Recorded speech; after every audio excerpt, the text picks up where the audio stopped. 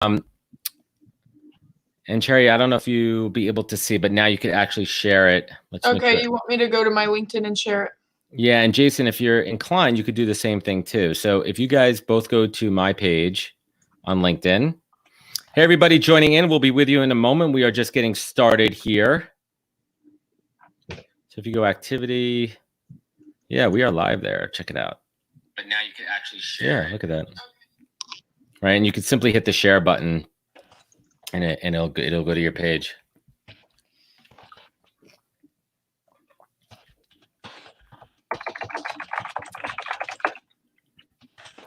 Everybody, thanks for tuning in. Bear with us for a moment. We are just getting started here. We are a couple minutes before 3 o'clock. Everyone on Facebook, thanks for checking in with us. We are getting started. What's up, my one YouTuber who just signed in? I just built my YouTube page like 2 weeks ago, so I'm trying to build that up. And I was talking with a buddy. He's like, it takes a lot of work. You see people with like thousands and thousands of subscriptions. It definitely takes a little bit of effort there. I think we'll be good to go in a minute. Okay, I shared it. Yay, there we go. Shared it on my end as well. Awesome, good stuff. So we're going to give this a couple of minutes before we do the proper introduction. Jason, you're you're north of San Fran? Where'd you guys settle? I forgot. In San Jose, it's about an hour south of San Francisco. Oh, so you're south there. Yeah. And what's like the word on the street there? I mean, with the current climate going on with this whole fun Corona thing we got going on here. Well, so California was one of the earliest states to do a total state shutdown. They're starting to loosen up the restrictions all across the state. The Bay Area was particularly hit pretty hard at the very beginning, but hospital capacity is totally fine. My wife, she works at a hospital right now, and they did a really good job of making sure that there are a bunch of additional resources devoted to it. And we haven't had as many cases as we originally expected. Well, that's certainly good to hear. I mean, it's scary, right? I mean, there's a balancing act between trying to reopen the country. I mean, they know that there's going to be a second wave. They know that people are going to get sick again. But so how do you balance it, right? I mean, both of you are business owners, and it's a question that we all ask each other, right? It's safety versus business, and I think that's really tough. So that's something we're going to certainly touch on in a minute. But let's get started here. You guys can hear me all right? Yep. Awesome. Good stuff. Well, welcome everybody to the Podcast Live. I am thrilled to bring two amazing guests and two former podcast alumni on the show today, Cheri Garcia and Jason Wang. Welcome to the Podcast Live. Welcome back, guys. Hi. Hey, Adam. Thanks for having me. Awesome. Fantastic. And today I want to do something a little bit different. I was telling these guys before we went on air here, I use my network is my canvas, and the show is my canvas to showcase amazing people and tell great stories. And I got involved a couple of years ago with an amazing organization called Defy Ventures, and that's where I had the opportunity to meet Jason. And I had the opportunity a couple of times to go into prisons and work with incarcerated folks, almost in like a Shark Tank model, if you want to look at it that way. It's a business incubator where these men and women have these amazing business ideas, and we coach them to bring this idea to fruition. And when it comes time for them to be released, the program continues and they're eligible for grants, coaching, and to really help these folks get off their feet. And that, it was something that I never even thought I would have a passion for and an interest for. And it's just tapped into so many amazing things in my life. And I am grateful for that opportunity and grateful for meeting Jason and Cheri and to have this conversation today around prison reform and second chances. So we're going to start off and we're just going to do, a quick round the horn here. And I would love if you guys could just quickly introduce yourselves to everyone tuning in, a little bit on your backstory, and we'll start with ladies first. Hi, I am Cheri Garcia. I'm the founder of a staffing agency for second chances called Cornbread Hustle. And what I mean by second chances is anybody who's in recovery from drug or alcohol addiction or anybody coming out of prison, we help them find meaningful employment. We just recently started a disinfecting division of our company to make sure we kept momentum and kept our guys working. And as you can see, we're really busy right now. I had somebody keep coming in and out. Hopefully he stops. It's all good. Yeah, I'm happy to be here, and I'm really excited to help create more of an awareness on second chances and addiction and recovery. That's awesome. And Cheri, you've had your fair share of second chances in life. I know we talked a lot about it, in my podcast, and, it's just amazing that you're paying it back and you're paying it forward, and you made a business out of it. I mean, we talked about it on my show too. Like it's just full circle here. And I absolutely love your story. And thank you so much for joining us. Mr. Wang, what's happening, my man? Hey, what's going on, Adam? My name is Jason. I'm the founder and CEO of Free World. We're a nonprofit organization. And what we do is we train people with criminal histories to drive a commercial truck so that way they can live positive, productive lives prison-free. The reason why I started this organization is because I'm one of the many people that have been impacted by the criminal justice system. My early history is that my parents were immigrants. I grew up in poverty. Father tried to kill me several times. I joined the gang when I was 13, and at the age of 15, made some really terrible decisions and ended up going to the prison system. But the best thing that came out of it was that, number one, I truly believe that the prison system saved my life because it pulled me out of the rut that I was in at the time. But then it also showed me what one of my gifts was, and it was really unlocking the potential for other people that have gone through similar circumstances to find success in life. That's awesome. So that's why I'm doing the work that I'm doing now. And that's awesome. And I got to tell you, Jason, your story on my show resonated with so many people as well, too. I mean, they absolutely loved it. And they were floored by how you came 180 in your life. And both of you guys, that's extremely commendable. And both of you work with, folks that are recently incarcerated. You're still in tune with some folks that are incarcerated, correct, too?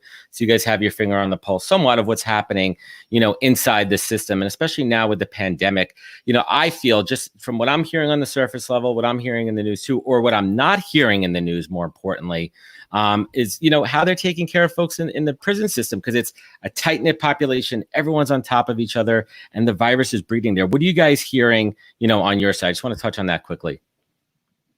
Jason, I can take it if you want me to. Sure, go ahead. It's horrible. I don't know the exact numbers and what percent, because I don't want to spew it out if it was wrong, but somebody told me that more than half of the prison population right now is at risk for testing positive for coronavirus, if not already. But what can you do? I mean, think about it. It's a tight knit space. They're stuck in there. There's new people coming in. I will say what I know more about is what's happening in the free world. So we just made a job offer to somebody in prison last week. She got out just a couple of days ago. She was supposed to get out with her ankle monitor and be put on parole. We had everything ready to go. Since she stopped at the halfway house first, they said lockdown. We have positive cases of coronavirus. Nobody can go anywhere. So I can't give her the job. She can't get the job. She can't leave. And that's not unusual. I have several employees from several different halfway houses that are on complete lockdown. And I've had to reach out to the client and let them know that, hey, there was a positive case at the halfway house, so they have to be on lockdown, which makes sense. But you guys also understand that essential workers, unfortunately, are usually entry-level, low hourly wage workers. Right. And that's the type of population that's usually in a halfway house. So we have 20 people in a halfway house all going their separate ways to different essential businesses, and then going to the gas station on the way home or whatever they're doing and being in contact with all these people, then coming back to the halfway house. Lose. Yeah. And so then everybody gets on lockdown and they all don't have their jobs because they have to stay at home, and not everybody just getting out of prison is eligible for unemployment. Yeah, and that's something we're going to talk about in a little bit, why, recently released folks are, finding work right now. Jason, what are you hearing? You have your ear to the ground. What's happening out there? Yeah, so like Cheri said, it's extraordinarily hard to social distance when you're in prison. And so a large segment of the population inside prisons are being exposed to COVID-19, and they're being infected. So, rather than focus on that, I did want to kind of bring up that that this affects not only the correctional officers that are working at those facilities as well as the inmates, but also their families. So one example is that they've stopped all types of visitation in certain facilities all across the United States, and that's incredibly important. So imagine if you're a child and your father has been locked away for 10 years and he's infected with the disease, and you can't see, talk, or touch or have any type of physical contact with him. This is extraordinarily tough. So while we think about the inmates that are currently in these conditions, I'd also like to think about the families as well. What California has decided to do was they have released 3,500 inmates all across the country, or all across the state, as well as released thousands of people from jails. And people that are applying to our program, one of the things that we're attempting to do is work with parole and probation. Some of these folks have outstanding warrants from many, many months ago, and we're scheduled to go to jail. And so we're working with DAs to find alternative programs that they can be a part of, that are safer, not only for them, but also for the system at large. Yeah, and that's fantastic too. So, and we'll certainly get into that too. So it's finding like that. It's a silver lining there. So we're finding opportunities, and we are seeing that as well too. They are releasing a lot of folks who are deemed not dangerous, low level offenders. And there's a couple different schools of thought for that, right? They have a part of the society that's like totally against it, right? These people committed a crime and they should be locked up. And then there's the sensible people that said, listen, they're not here to hurt anybody. Let's help reduce that part of the pipe, that potential risk. So I think that's certainly important as well. Cheri, let's talk about some good news here. And you posted the other day about I don't know if this is what you're referring to. No, this isn't what you're referring to, but you did just place one of your hustlers with a $90,000 offer, correct? It was a $92,000 offer. He started with us about 4 years ago when he got out of prison. He was an aspiring coder, like making app developer. And so there was a company, it was one of my startup friends. They needed him to be a receptionist / just come in and clean up the shop a little bit. And he was able to get some experience and learn while he was there. He did some odd jobs along the way, working at restaurants. And eventually over the last 4 years, he's worked his way up to be in construction management. And keep in mind, he has no degree and no experience. So this is not like any special circumstance. Well, he got a degree while he was in prison, or he had the education. He actually turned down my job offer, but it made me really happy, his reason for doing it. He wanted to stay loyal to the company who gave him a chance. And in turn, they actually matched the job offer. That's fantastic. Gave him a promotion. So he's a great example of the type of people we advocate for. A lot of people think that just because I say we're helping people who are coming out of addiction or out of prison, the stigma of it all, they think that it's just $10, $15, $20 an hour jobs and that's it. And it's temp work. No, we're finding real careers for people. But on the flip side, sometimes when I tell these stories, and if you saw my LinkedIn inbox, your mind would be blown. But sometimes that makes people feel that just because I'm in a position to advocate for people coming out of prison, that it's owed to them. Joe, his name's Jose, but I call him Jojo. Jojo worked really hard and he worked his way up and he remained humble. And that's why he has a $92,000 a year job. Amazing. Not because he thought he deserved it, right? And he was ready for his break. And sometimes we have people come in that just feel like, I've been through a lot. I've served my time. I deserve a break. But in actuality, I mean, the past 4 years of me running Cornbread Hustle myself, our bank accounts have been negative, up and down. It's been horrible the last 4 years. And I always felt the same way, but I kept grinding. So we're really big about giving a hand up and not a handout at Cornbread Hustle. I love it. And Cheri, that's a fantastic story. And something that I've talked about with both of you is why formerly incarcerated folks make great employees. Right. And we talked about, both sides that because it's not so easy to get them to that point. Right. And Jason, I think you and I talked, we had a real interesting part of our podcast conversation about, how, folks in prison, they do what they got to do to survive and they'll tell you what you want to hear. Right. And I think I spoke about it with you too, Cheri, like, how do you kind of listen through the BS to find out someone's true intentions, if they're serious about the opportunity and serious about, really making a difference? But let's flip it around a little bit and let's talk about, why these folks make great employees. What are some of those characteristics that you see that these folks shine? Go for it. All right. So I would kind of take a look at this first from the employer's perspective and kind of talk about the problem at large. So from the employer's perspective, you have a person that comes out of prison, let's say he does 10 years. And the prison system has done nothing to help educate them or prepare them whenever they get released. That's part of the reason why so many people end up going back to prison to begin with. Nationally, 76% of people that go to prison, they end up back in prison within 3 years. And then once they're released, if they don't have any education, they don't have any work history, but more than that, think about this in your own life. Let's say if you didn't have a place to live, if you were basically put into a box for 10 years, come out and have no idea what all this technology and phones and laptops and like, you have no idea what any of it's daunting. is. It's daunting. It's daunting. Intimidating, right? You're scared. You don't know how to use it. You don't know if you're going to mess something up. Yeah, and I'll give a couple of examples of graduates that were locked up when they were 16 years old. They come out and they've been locked up for so long that when they come out and go to the DMV to get their driver's license or any type of identification, the system has no idea who they are and if they even exist, because there's no type of identification system on them because they were locked up at such a young age. So you don't have the ability to find a place to sleep. You can't find a place to live, so on and so forth. Yeah, so this makes it extraordinarily tough for employers, and the stigma that this that comes out of this is that people with criminal histories are not good employees. But there's so much instability in their lives that I would pose the question: can anybody imagine being a consistent, reliable employee if you didn't have any of these essential things that you need in your life: community, food, water, support, shelter? Yeah, that's a great point. So what we've done for our graduates is that we solve all of those problems. Number one, once they get out, we get them housing. Number two, we get them all their documents: birth certificate, social security card, driver's license, whatever it is.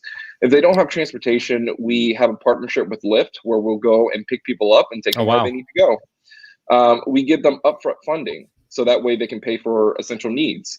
And then we get them into a job. And it's after we've solved these 5 main components that they become phenomenal employees. And I hate to see it from this perspective, but the fact is that it's true. When you have a criminal record, everybody does a background check. And so if you go for a job and you're paired up with one other applicant that doesn't have a felony on the record, they're going to choose the other person without a criminal history. 99 out of 100 times. Exactly. Unless they come here. Yeah, unless they go. Let's say start with one of you guys. The only place you can go to where if you have a criminal record, I'm going to be like, well, I want to give them the job. But yeah, everywhere else. And can you guys believe it? If you look at the comments on so many of my LinkedIn posts, people legitimately, this is what I knew there was a stigma against people who have criminal backgrounds and addiction. I knew that, but I didn't know how bad it was until I started posting some of our stories on LinkedIn. People legitimately get angry that I'm helping people with criminal backgrounds. Like it affects them, and it does affect them in a positive way, and they don't even realize it.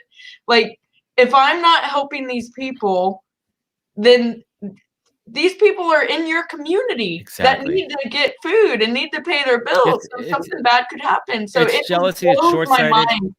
It blows my mind. I don't know, Jason, if you've encountered any of that where people. Yeah, what backlash are you seeing too, Jason, on your end? They get mad. Yeah, so I tweet quite a bit, and I actually got a message the other day where this guy goes, "You disgust me." I saw that. I was blacklisted from XYZ, and nobody's trying to help me find a job, and you're literally funding thugs. Thug funding. I'm going to start a competitor to both you guys. I'm going to call it thugfunding.com. I bet you there actually is a site. Yeah. Yeah. But look, I mean, I have empathy for those that don't know as much about the criminal justice system, because when you look at it on paper, yeah, it does look horrible. But look, the important thing about conversations like this is get the awareness out on how this actually affects 100%. People's lives. Like Cheri was mentioning, 95% of people that go to prison will be out on the streets at some point. So what type of neighbor do you want? The second thing is that the criminal justice system is costing us $182 billion every single year. In California, we spend 5 times more on incarceration than we do in higher education. Yeah. So the recidivism rate, I mean, we talk about both of the programs, the 5 program. I mean, these are the key points here.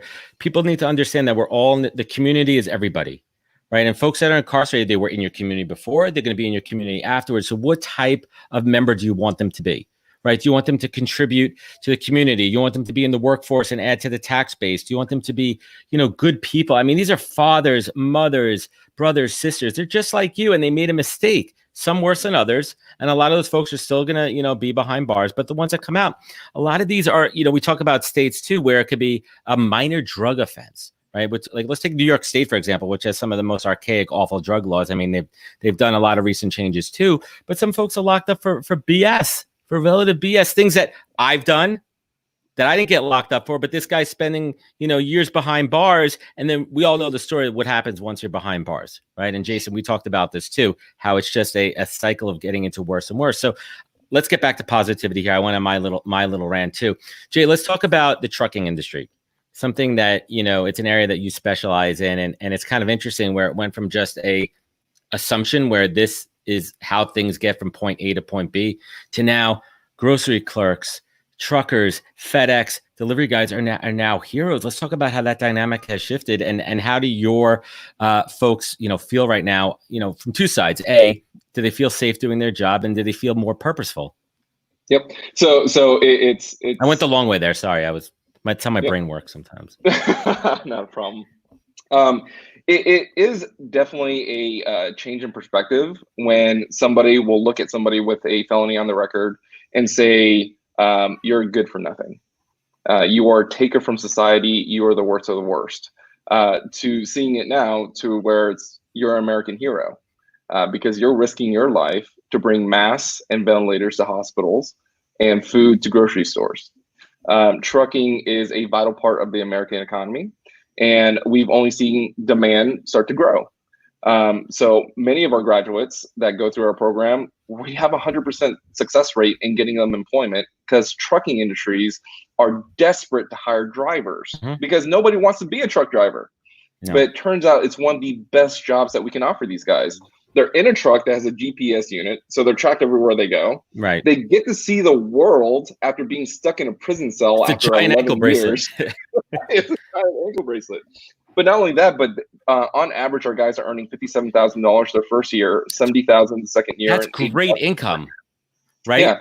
So they're able to provide for themselves. Way above national average.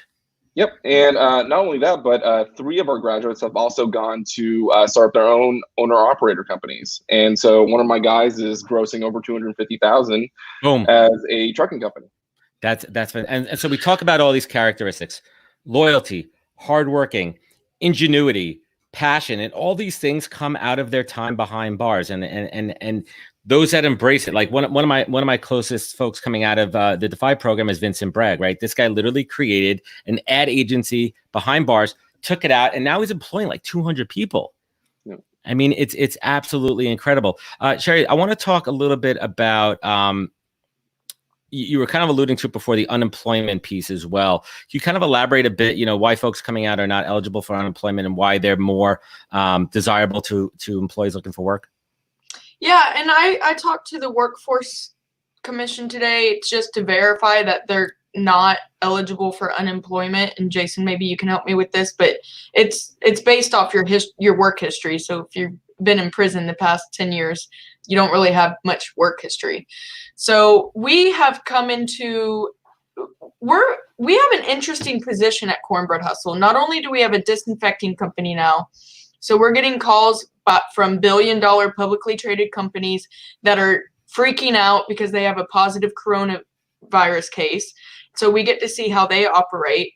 And then we also have a staffing agency where we get to see how companies are operating and what changes they're making and what discussions they're having with us on the calls whenever they're reaching out to make changes, which is every other hour.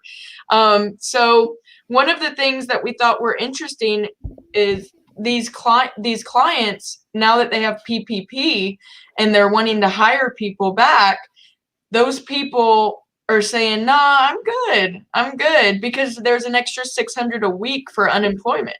Right. Why work and put yourself at risk when you're getting $600? And that's okay. Everybody has their own reasons. I've talked to many amazing people, a lot of them actually being in recovery, and they're choosing to take this unemployment and this time to reevaluate what they really want in their life and that's fair. refocus on their purpose. So no judgment against people who are deciding to keep that unemployment. But since the unemployment is so good, there's a lot of openings for people coming out of prison to take advantage of those openings, because those employers are having a hard time placing people because they simply don't want to go to work. So it's been Cornbread Hustle.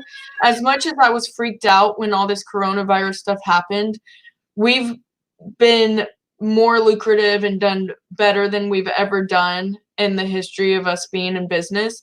And it's really just because we've been able to pivot. Now, if I wouldn't have been able to pivot and adapt to change very quickly and be willing to roll up my sleeves and clean toilets like I've been doing, then we'd probably have a negative bank account right about now. So it was all based on how we were willing to adapt and change and move quickly with urgency. And for everyone just tuning in now, I mean, Cheri cleans up really well. I mean, you take a look at her social media and you got the hazmat suits on. You guys are in the trenches. And that's something I love about both of you, is that hustle and work ethic. And I think that's another trait that comes out of the folks in behind bars that take it seriously, right? That they understand the program, they embrace it, and they know that it's going to make them better coming out. And we talk about pivots a lot on my show here. Cheri, let's talk about, that pivot into, was this a new cleaning service, or was it a pre-existing, piece of your company that you had, or you said, you know what, there's an opportunity here. I have folks that need work. There's companies that are hire us. I have the network. We could figure this out. Tell us a little bit about that backstory, because I think it's pretty awesome. I did not know a thing about cleaning. In fact, I hate to clean. I didn't know anything about germs. Germs stink. I just knew that I wasn't going to let 3.5 years of me finally getting this company to profitability, just finally, like we just hit it. To be profitable, not even we're rich. And I just was not going to let a virus named after a beer stop our momentum. So I called our clients and I just started asking around if they had any inventory or cleaning supplies or any equipment, and if we could get some donations. And we partnered with another company that was very startup and had the know-how but hadn't really launched yet. And we went to them and said, hey, we're entrepreneurs. We know how to launch anything, like any business. So how about you give us your know-how and your education and equipment and solution, and we'll run it from here. So it's been very great. It's been awesome. And I can't say that I love looking like crap every day, feeling dirty in a warehouse, spraying coronavirus, or being worried every other day that one of our employees is going to catch the virus because of this pivot that I made to keep our business running. I've never had so much responsibility and quick decision making in my life. And as a person that's in early recovery and just still trying to learn how to live with stress without alcohol, it's definitely been a major, major test for me. Well, I applaud you, and I know Jason does as well, and absolutely kudos to you. And just remember this, right? These are I don't have to tell you guys, right? These are the calluses. This is the tenacity that both of you have. I mean, you guys and me too, I'll put myself, we were built for this. We've been training for this for years, and that's why we're strong, and that's why all three of our businesses are going to come out on top, because we know how to find that strength inside and harness it. And I think that's another thing too about, formerly incarcerated folks. They've been through hell. They've been through worse than most people can even imagine. And that's why they also make great employees. So Jason, any pivots in your industry, your specific line of work that you do, either by force where you had to make the pivot, or you saw a white space opportunity that you're taking advantage of? Yeah, so we're actually very fortunate. The way that we've designed the company was to do everything remotely to begin with. And so as an example, anytime that we do education, it's all done through Zoom calls. One of the things that we learned very early on is that anybody who gets released from prison goes to the corner store and gets a free phone. And as long as they have access to Wi-Fi, they can get onto a Zoom call and get education from the comfort of their own couch. And the way that we send money is we send it through PayPal and a bunch of other stuff. So we've been able to do conduct the entire company remote. That's awesome. The pivot that we've had is that the people that we feel will be most significantly impacted by the coronavirus are going to be people that can't afford it. And so we have realized how important this work is now more than ever. And so we are processing, we have a wait list right now of people that are applying for our program. And we have trucking companies that are calling and texting and emailing us on a daily basis to snap up our drivers. That is awesome. A few other things that we've done to improve the curriculum is that we now have 3D blueprints and CAD designs for trucks. So on your phone, you can literally do a walk around of a truck itself and take a look at all the parts and just learn what all of it is, like a slack adjuster or, you know, how to shift gears and all that stuff. You can do all of it online. Right. So you're doing a lot of priming through technology before they even step foot in the role. That's fantastic. Let's talk about communications, right? I mean, both of you are business owners. Cheri, let's start with you. How are you, you know, stepping up as a leader and managing morale and really balancing with your folks optimism and realism and like what is really happening in this world? How do you handle that? While also kudos to you maintaining sobriety and just staying strong. How do you do it all? Yeah, I feel like we're like some of the luckiest ones, because whether you're in recovery or you spent time in prison, we know what quarantine is like. We understand isolation and losing our freedom or having restrictions or curfews. I mean, I'm recently off probation myself where I wasn't allowed to travel. So I already know what it's like to not be allowed to travel or That's true. To feel isolation, regardless if it was self-inflicted or not.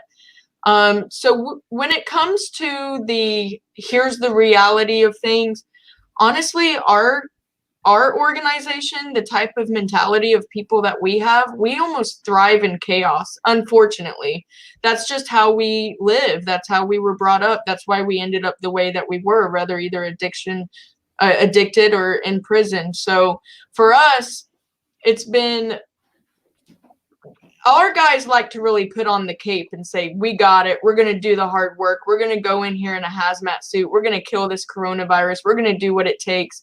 We don't care if we have to take a pay cut and we have to work all night. They love that. I had an employee ask me, well, actually the guy that came in and out earlier, one time I was like, hey, please, I really don't want you to stay here all weekend. Like, you need to take a day off. Please stop coming to work. Like, please, because I don't have the money to pay you overtime. And he was like, Cheri, don't take this away from me. Let me do this for the company. It's purpose. So these individuals sometimes feel like they want to have that grind and that hard work and to feel part of something and to overcome adversity, especially if it's being part of a company and not overcoming adversity because it's for survival. I love it. And what have you learned about yourself as a leader?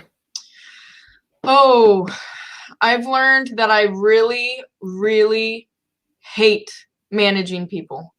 I've learned that it's just it's hard for me to deal with decision making and stress. I used to drink Red Bull and vodka all day, every day, and easily make decisions and pull the trigger on things. And it didn't matter to me if I wasted money on this line item here, wasted money there, because I was energized and optimistic because of the Red Bull. And I was numb because of the alcohol. So now in sobriety, I still have to, just because I got sober doesn't mean all my character defects went away overnight. So I still have a major problem with maintaining boundaries. So you're looking at a leader that works with people who come out of prison, and I'm vetting and interviewing, and I feel the responsibility to take care of my employees while we're in the middle of a crisis and maintain boundaries. That's heavy. It's very heavy. Heavy as the crown.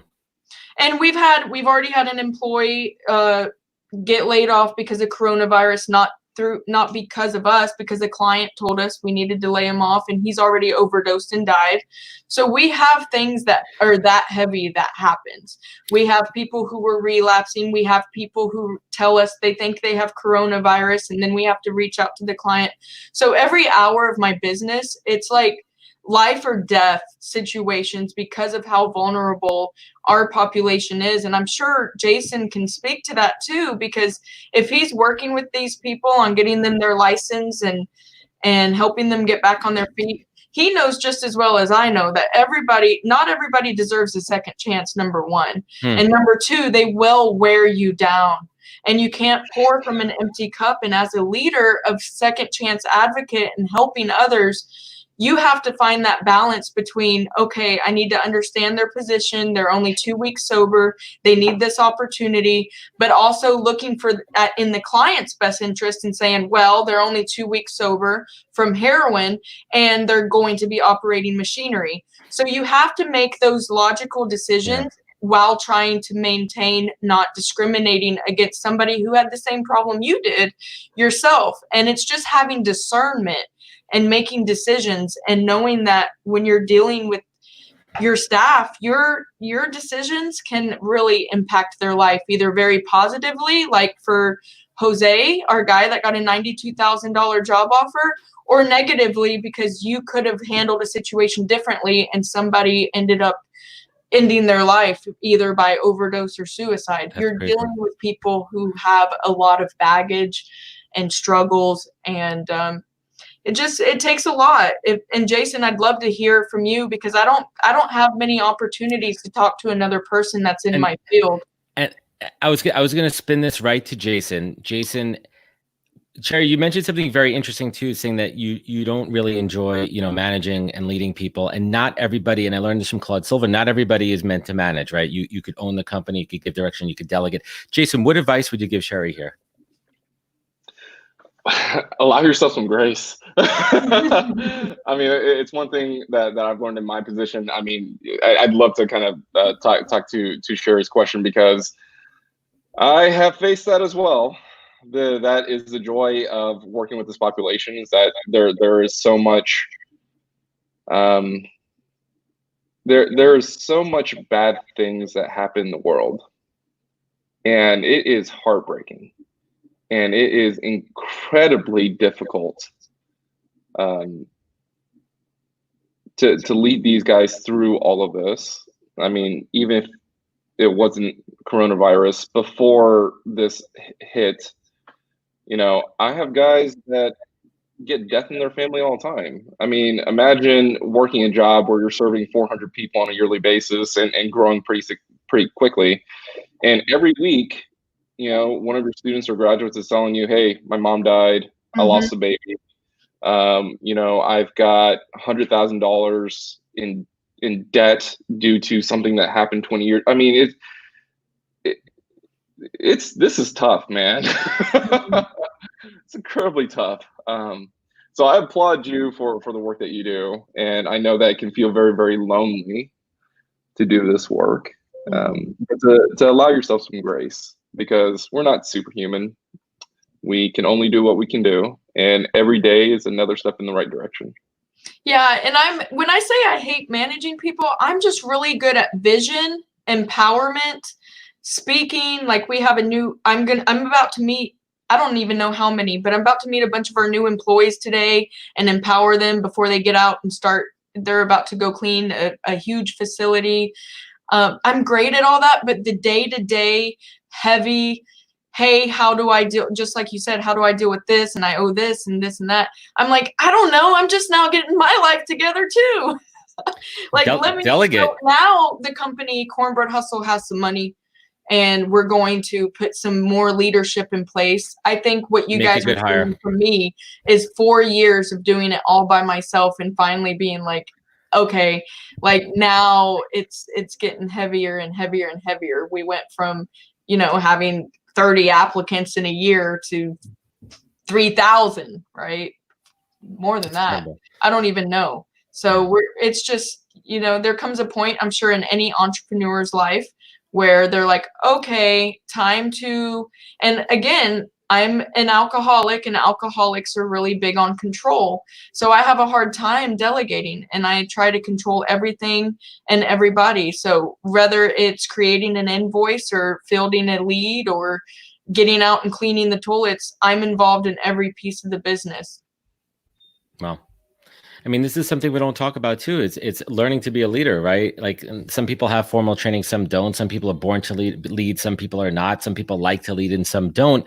And it's just absolutely, incredible to see, both of you taking control, but also I think you're getting to a point, Cheri, where you're coming to your own realization that you need help in the business, right? And being okay to delegate and letting go of control. Well, and I can imagine how hard that's going to be. You're going to but think about when you make that right hire, when you hire the right person to lead that day to day, and you could continue to be the visionary and lead the business, how much more empowering and effective you're going to be. I hope so. I'm excited. I'm just realizing that I'm not great at everything. And maybe I need to find people who are great at the things that I don't love, so I can focus even more on the things that I love, which is bringing in all of our clients and creating an awareness. I kill it at sales and marketing and PR.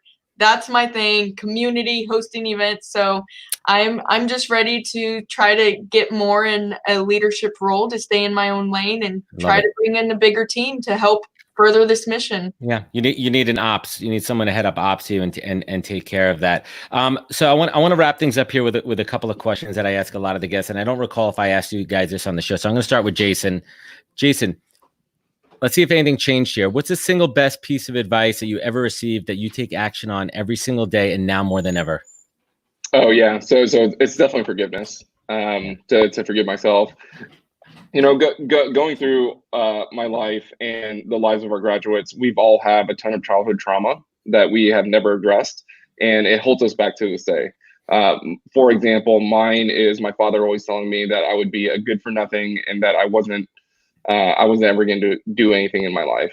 And so I have that voice in the back of my head that says that you're not good enough. And I need to practice forgiveness on a daily basis to say, you know what, you actually are. And that will allow me to free myself up to do more, I guess. That's fantastic. Cheri, same question to you. What is, that piece of advice that you received that you take action on every day to make your life better?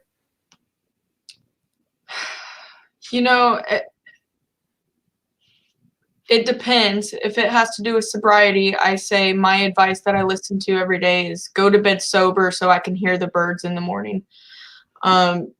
So that's the one day at a time, because if anything I put in front of my recovery, I'll lose. Even if it's $10 million, if I put it in before not drinking, then I'm going to lose that 10 million anyway. But I guess just taking it one day at a time, one decision at a time. Like Jason said, giving myself grace and knowing that I'm not Superwoman and I can't solve everyone's problems in one day. And to what Jason was saying, the whole growing up, hearing that you're not good enough. A lot of people who have been through trauma like Jason and I know he spent time in prison. I didn't, but I was in my own prison.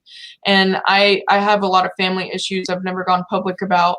But it does affects your productivity, because you're constantly, even if you don't show it on the outside, you're insecure and you're seeking validation.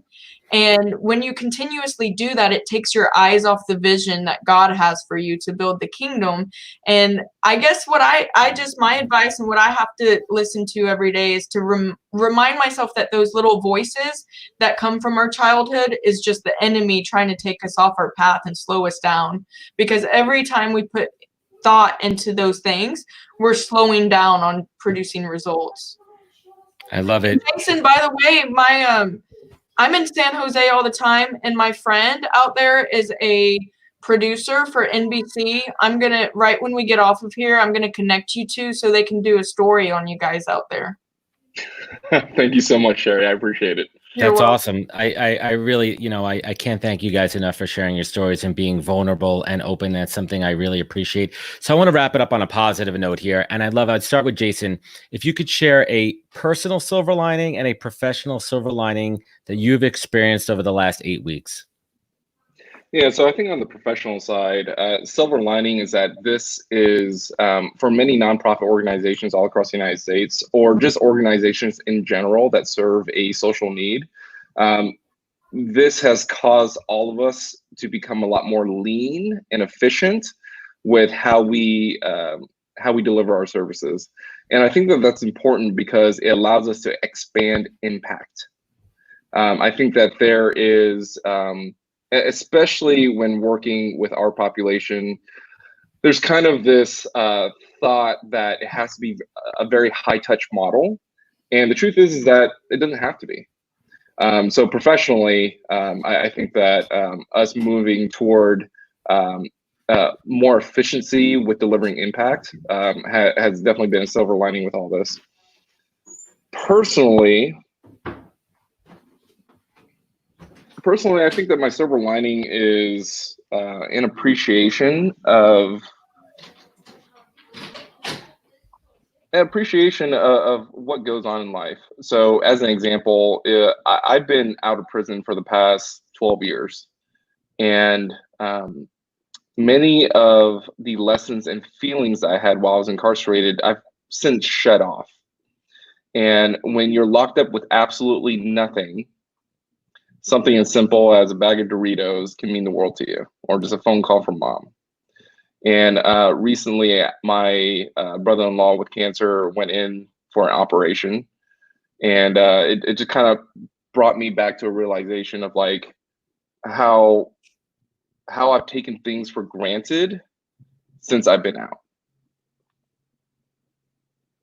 Yeah, and I think for so many people too, it's just been a moment of dare I say it, it's forced reflection. We're all, for the first time on planet Earth, all in the same boat, right? You know, everybody's canceled, everything is on pause, everything is on hold, and it's really forcing us, for better or worse, to, you know, face our reality, face our family, face our things closest to us, and work things out. And also show gratitude in the same breath. So there's definitely two sides of that. Cheri, same question to you. I'd love to hear a professional and personal silver lining that you've experienced. So I have great silver linings in this pandemic. And on the personal side, it's that I have been able to take time to get still and kind of grow my relationship with God and spiritually ask for direction on what I should do, and learning to let go of control, because this is something you're so out of control with. And because of that, it's gave me a really great silver lining professionally. We are now, because I'm able, my first time in sobriety, I can be still and listen to God, because until this happened, I was just in go, go, go mode, try to fix my life that I screwed up. And so now I smell the grass and I hear the birds. But because of that, and because of getting still and taking time to be alone, we are now at a run rate of a 7-figure-a-year company. Like, I mean, we turned Cornbread Hustle into a $1 million company in the midst of a pandemic. So that's definitely a silver lining, but it would not have happened if I didn't get still and be present and stop focusing so hard on fixing my life and allowing myself to hear from my higher power what I needed to do. I love it. And we're going to end it on that positive note. I really, truly want to thank you both from the bottom of my heart. Cheri, I hope next time I'm out in Texas, which I've been to twice in the last year, which is crazy, you know, we'll have a chance to meet up. Jason, hope to see you back on the East Coast soon. Thank you for Defy for giving us the opportunity to meet each other. I'm grateful for our friendship and our relationship. And I truly want to thank you both. Cheri, where could folks find you? Where could they connect with you? Where could they learn more? Cornbreadhustle.com. As I told you, I see everything that comes in, so I'll see it if you send a message. Every email, every message comes in. Everything. And, yeah. and Jason, we got some notes here on the comments here. Some folks want to connect with you as well. Where could they find you? How could they get in touch? Yeah, so they can email me at jason@joinfreeworld.com, or you can follow my Twitter, which is Jason Wang with 2 A's. So JASONWAANG. Somebody took the original Jason Wang. So we got to find it, and I will connect everyone to everyone's social links. Again, I want to thank you both. I look forward to continuing this conversation. I know how valuable your time is.